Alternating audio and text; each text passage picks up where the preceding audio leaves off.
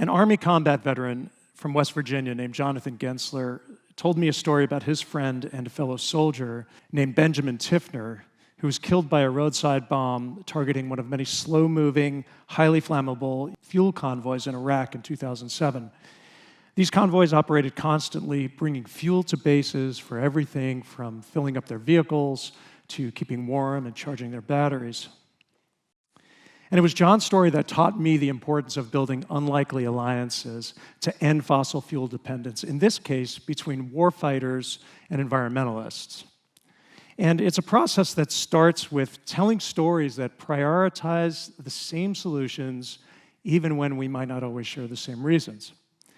And the good news is that building these alliances doesn't cost any money, it doesn't require any technical expertise. So I'd like to share my experience with you in the hopes that I can help you build unlikely alliances within and between your own communities.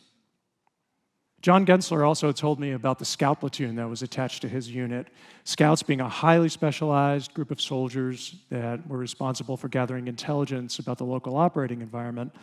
But it's a job they couldn't do very well because they had to spend so much time protecting the flow of oil through their territory.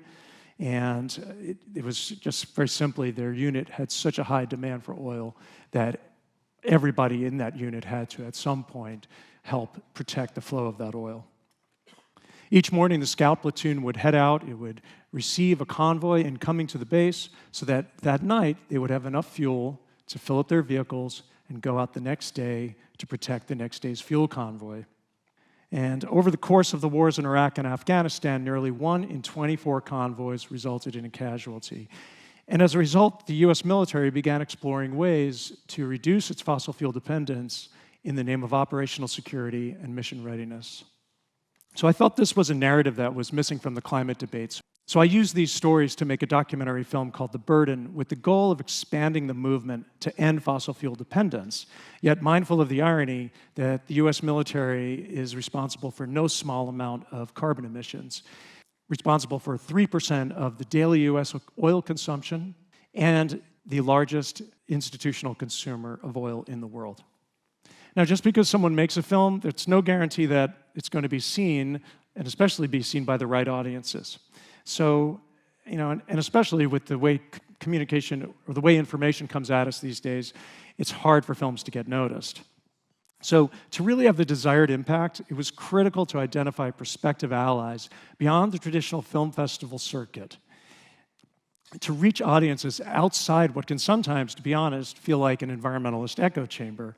And while the film was well received on the festival circuit, which is a necessary part of distribution, to be sure, one that I would never take for granted, it had the most impact in places like VFW halls and stock exchanges and chambers of commerce and state legislatures and other unlikely venues, reaching new audiences who could support the same solutions as those at the environmental film festivals, even if their reasons were different. One policy wonk called the film a white paper disguised as a film. Veterans said the film inspired them to pursue careers in clean energy. Conservative lawmakers said that the film gave them the political cover they needed to support clean energy legislation without being tagged as tree huggers. And environmentalists, who of course already prioritized reducing fossil fuel dependence, said the film opened their eyes to new ways of talking about the issues so that they could build new alliances in their own communities. One college student told me that after watching the film, she was finally able to have a conversation with her conservative Uncle Frank about politics at a family dinner, something that conventional wisdom generally advises against. But it's precisely in these settings that this kind of work needs to be done. So how might we talk to the Uncle Franks in our own lives about political topics like climate change, and maybe even forge alliances with them, or at least an understanding? The American comedian George Carlin joked that human beings are only interested in saving the planet because they just want a clean place to live, and that they're worried at some point in the future they might become personally inconvenienced. So maybe Frank doesn't think we need to save the planet, and he already has a clean place to live. So how might he decide that he should support policies that reduce our fossil fuel dependence? Let's say Uncle Frank likes to go on overnight hunting trips. And as he gets older, sleeping in a tent on the cold ground is becoming a little less fun for him. So maybe he would like having an electric pickup truck that he can use to power an electric blanket to eliminate the need for him to bring a loud gas generator that fouls up the air and scares away the deer. And he might enjoy saving thousands of dollars every year that he might otherwise have to spend on filling up the gas truck that he currently drives. And being a veteran himself, he can likely get behind policies that reduce vulnerabilities for the troops that he continues to proudly support. Or consider an unlikely alliance with your Aunt Jane, who may be a principled pacifist, for whom climate change is already a top priority, but who recoils at the idea of supporting a military that uses 13% of the entire US federal budget and $80 billion in taxpayer money to simply protect the free flow of oil through dangerous places in the world. What could be in it for Jane to share an alliance with them? You might suggest that if climate change really is an all-hands-on-deck urgent problem, then the resources of the US military should be mobilized to do things like the Army did in Georgia, putting 90 megawatts of solar on 3 Army bases that made the grid more resilient in that state and lowered costs for electric customers. And she might also support policies that force defense contractors to increase the fuel efficiency of their vehicles if they want to be eligible for government contracts.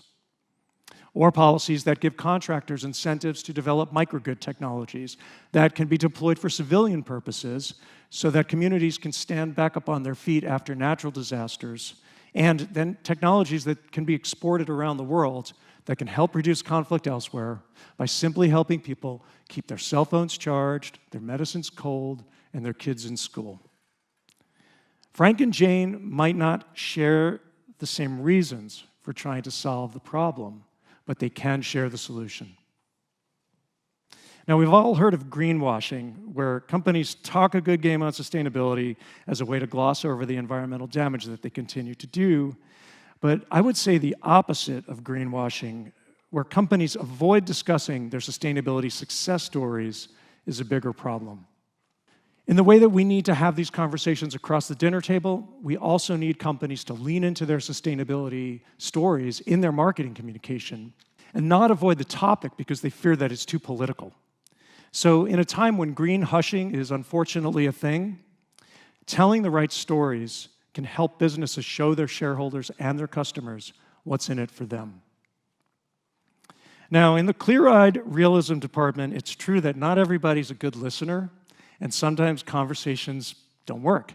So in that case, enjoy your dinner, and then when you get home, you can share a link to a film. But the vast majority of people, I would like to believe, are open to ideas that simply making their own lives and their families' lives more comfortable, saving money, and being secure in their possessions and their health is something that everyone can get behind.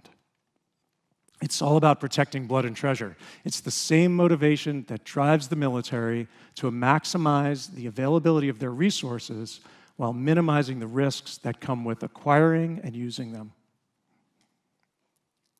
So I'd suggest that if you can answer the question, what's in it for them, before your next family dinner or board meeting, then you should talk about the benefits of ending fossil fuel dependence every chance you get.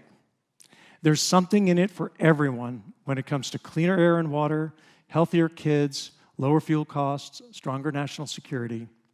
And we should defy the conventional wisdom that difficult conversations should be avoided and rather should be seen as opportunities.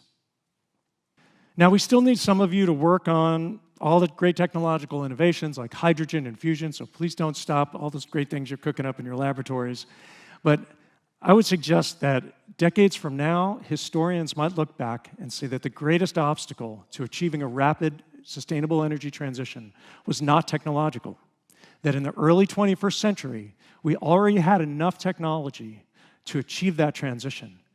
And that what we should have been doing more of is building unlikely alliances, using stories as a way to connect the dots and outsmart the algorithms of our social media feeds. Because in the end, what's in it for all of us is simply a chance to avoid becoming personally inconvenienced. Thank you.